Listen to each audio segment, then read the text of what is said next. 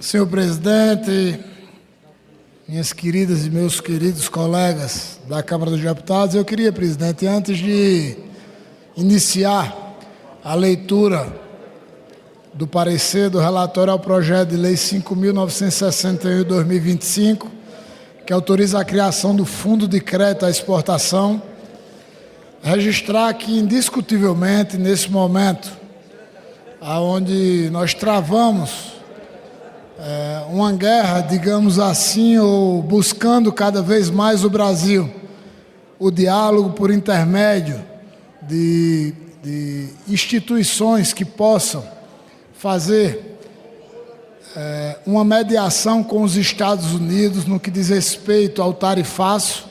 Esse é o projeto de lei mais importante que o Congresso Nacional tem se debruçado durante esse período, de autoria do senador Fernando Farias, do MDB de Alagoas.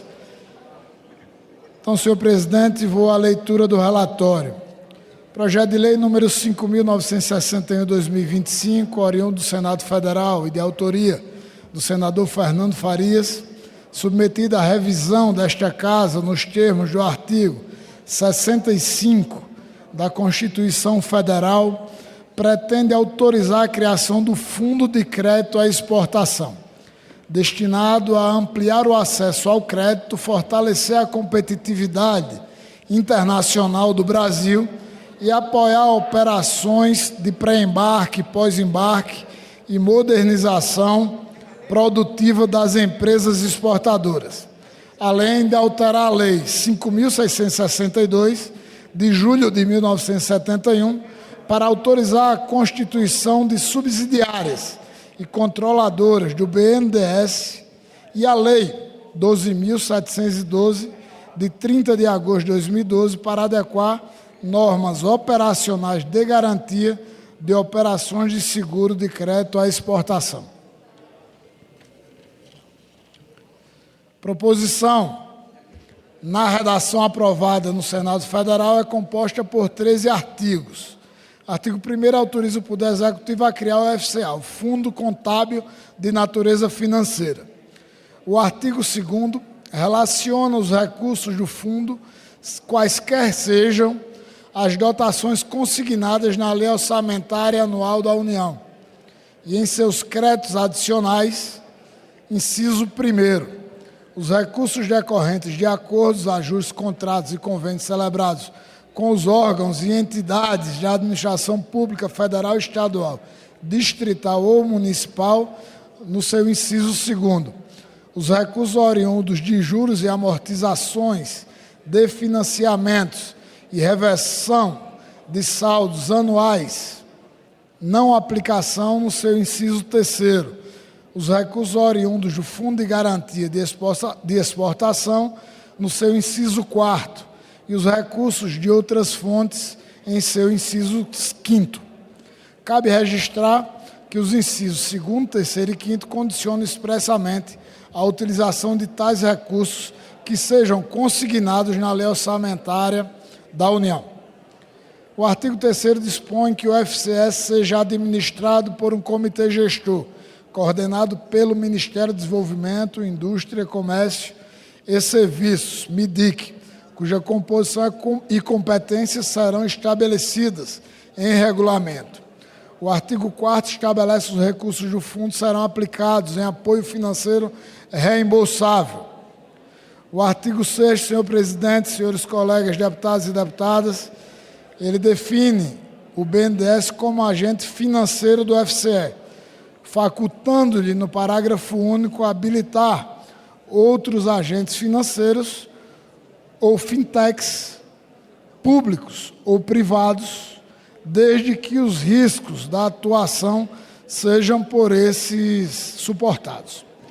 O artigo 7º impõe ao BNDES a disponibilização em seu sítio eletrônico do relatório anual de execução das operações de financiamento, bem como a manutenção atualizada de informações sobre tais operações, em observância à Lei 12.527, de novembro de 2011, a Lei ao Acesso de Informação, LAI, Artigo 8º, atribui ao Conselho Monetário Nacional, o CMN. O artigo 9º autoriza a União, por intermédio do MIDIC, firmar contratos sem licitação com o BNDES, Banco Nacional de Desenvolvimento Social. O artigo 10 altera a Lei 5.662 de 71, acrescentando o artigo 5º-A, para autorizar o BNDES a constituir subsidiárias integrais ou controladoras com vista ao cumprimento de atividades no seu objeto social, e o artigo 11 promove alterações na Lei 12.712, de 2012, notadamente seus artigos 27 e 28, para instituir estrutura de compartilhamento de risco entre o Fundo Garantidor e o Fundo de Garantia ora criado. Não há pensamentos, nem há pensado, senhor presidente.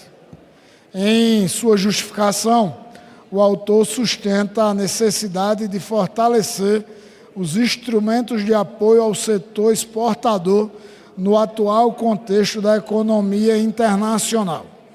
Aduz que o Brasil foi recentemente afetado por uma série de medidas que impactaram as exportações diretas e a cadeia de fornecedores, com riscos à balança comercial, a saúde financeira das empresas e a manutenção de empregos em todo o território nacional, razão pela qual seria imperativo viabilizar um novo instrumento financeiro de crédito de caráter permanente em auxílio ao setor exportador nacional, em complemento à resposta emergencial trazida pela MP 1309 de agosto de 2025. A proposição foi distribuída às comissões de Desenvolvimento Econômico, Finanças e Tributação, à Comissão de Constituição, Justiça e Cidadania. Portanto, senhor presidente, foi aprovado o requerimento de urgência, estando a matéria pronta para apreciação em plenário. É o relatório e, indo ao voto, presidente, de forma sucinta, quanto à adequação financeira e orçamentária, o efeito, a proposição possui natureza autorizativa, ou seja, o Congresso Nacional está autorizando ao governo federal a criar o novo fundo e não cria nenhuma despesa obrigatória de caráter continuado, nem determinada por si só a realização de dispêndios imediatos. Portanto, não há necessidade de indicar fonte para a criação do fundo que o projeto de lei criará diante deste relatório. Nos pressupostos constitucionais de constitucionalidade, quanto à constitucionalidade formal, 3 aspectos são relevantes: a competência legislativa, a iniciativa deste poder, a legitimidade de iniciativa, a adequação de espécie normativa. A matéria é de competência privativa da União, nos termos do artigo 22 da Constituição Federal, que lhe atribuem legislar sobre política de crédito, câmbio, seguros e transferências de valores sobre comércio exterior. A iniciativa parlamentar é legítima, pois o tema não figura no rol privativo do presidente da República, conclusão que reforça a técnica do artigo 1º, que se limita a autorizar o Executivo à criação. Por fim, é adequada a sua vinculação por lei ordinária, inexistente exigência de lei complementar ou outra espécie normativa. Sob o prisma material, a proposição não contraria princípios ou regras constitucionais. Ao contrário, concretiza o objetivo de garantir o desenvolvimento nacional, prestigia a atuação estatal de fomento à atividade econômica e harmoniza-se com os princípios da ordem econômica. Apresenta, ademais, juridicidade, pois inova no ordenamento e ele se integra com generalidade normativa e observância dos princípios gerais do direito. Concluindo o voto, senhor presidente, diante do exposto no âmbito da Comissão de Desenvolvimento Econômico, somos pela aprovação do projeto de lei. Na Comissão de Finanças e Tributação, somos pela compatibilidade e adequação orçamentária e financeira, no mérito da aprovação do presente projeto de lei. E no âmbito da Comissão de Constituição e Justiça e Cidadania, somos pela constitucionalidade, juridicidade e boa técnica legislativa também, o relatório indicando que a aprovação indiscutivelmente é legítima por esse plenário. Então, resumindo, presidente, e encerrando o voto, a matéria vem a criar um fundo auxiliar. Hoje, as operações de exportações, deputado Sóstenes, elas são suportadas por um fundo garantidor, que esse fundo vem, como já fala o nome, a garantir, a afiançar as operações de crédito para a exportação das empresas brasileiras.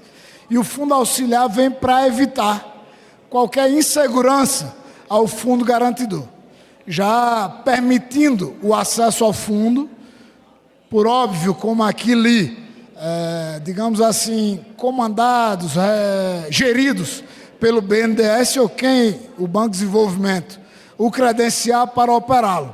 E vem também modernizando e criando novas linhas de acesso de crédito ao Banco de Desenvolvimento do Brasil, o BNDES. Portanto, senhor presidente, esse é o relatório. Espero ter sido claro, estou à disposição para qualquer novo esclarecimento. E concluo aqui, presidente, por uma questão de intimação, registrar e mandar um beijo para minha filha Maria Helena, que tem 8 anos, me falou que daqui a pouco estava me assistindo. E agora, nesse momento, eu quero mandar um beijo para minha princesa. Muito obrigado, presidente. Passa-se a discussão. Para discutir a favor, deputado Chico Alencar. Para discutir contrário, deputada Adriana Ventura. Declaro encerrada a discussão. Passa-se a votação. Em votação, o projeto de lei número 5961 de 2025.